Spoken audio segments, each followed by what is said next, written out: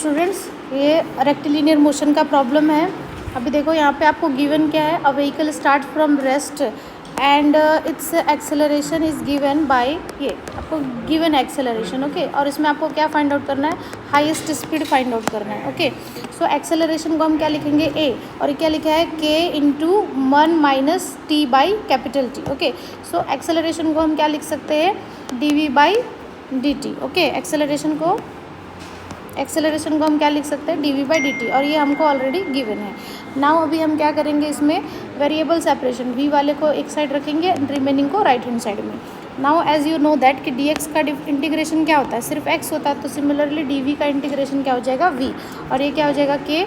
यहाँ पे हमको किसका करना था, टी का इंटीग्रेशन, सो यहाँ पे हमने क्या लिखा, डी टी, और के क्या है, कांस्टेंट है, इसलिए हमने बाहर इसको रिमूव कर दिया है। नाउ यहाँ पे कांस्टेंट क्या हो जाएगा, के बाई कैपिटल टी, और यहाँ पे बस रह गया T into D T, okay. Now अभी ये क्या हो गया, डी वी का वी हो गया, डी टी का टी हो गया, एंड यहाँ पे टी स्क्वायर, ये क्यों हो जाएगा, क्योंकि अगर एक्स डी एक्स है तो इसका इंटीग्रेशन क्या होता है, एक्स स्क्वायर बाई टू, तो सिमिलरली ये क्या हो जाएगा, T square by to. Without limit है इसलिए क्या आएगा, कॉन्स्टेंट ए आएगा। सो जब स्टार्टिंग कंडीशन होगी तो स्टार्ट में हम क्या लिखेंगे, जब हमारा टी जीरो होगा तो वेलोसिटी भी क्या होगी, जीरो होगी। तो जब जीरो होगा तो ये सब क्या हो जाएगा, जीरो हो जाएगा, तो ए की वैल्यू कितनी आ जाएगी, जीरो, तो हमारा यहाँ पे वेलोसिटी आ गया। लेकिन वेलोसिटी हमको कहाँ पूछा है, एट हाईएस्ट टाइम, हाईएस्ट। तो जब आप हाईएस्ट टाइम पे जाओगे, तो जब हाईएस्ट पे जाओगे तो एक टाइम पे कैसा आएगा कि हाईएस्ट टाइम पे जब वो वापस लौटेगा तो वहाँ से उसकी वेलोसिटी क्या होगी, धीरे धीरे डाउन होना चालू होगी, बट एक स्पीड पे उसकी वेलोसिटी क्या हो जाएगी, जीरो। तो उस पर हमने टी को क्या मान लिया, कैपिटल टी।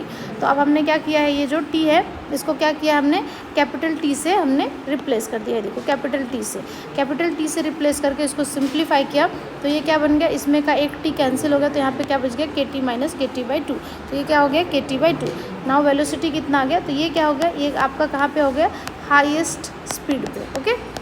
नाउ सिमिलरली अभी हमको हाईएस्ट स्पीड पर डिस्टेंस निकालना है, तो हाईएस्ट स्पीड पर डिस्टेंस निकालना है तो हम इसका नहीं यूज़ करेंगे, क्यों, क्योंकि ये हाईएस्ट स्पीड पे ऑलरेडी निकला। तो हमने जो नॉर्मल हमने वेलोसिटी निकाला था, इस पर हम क्या करेंगे, v की जगह रिप्लेस करेंगे D x by D T से, क्यों, क्योंकि मुझे अभी ट्रैवल डिस्टेंस कितना है ना, उसमें ये जो हाईएस्ट स्पीड पर ट्रैवल डिस्टेंस ये जो है ये मुझे कैलकुलेट करना है, तो मैंने v की जगह क्या लिखा, D x by D T.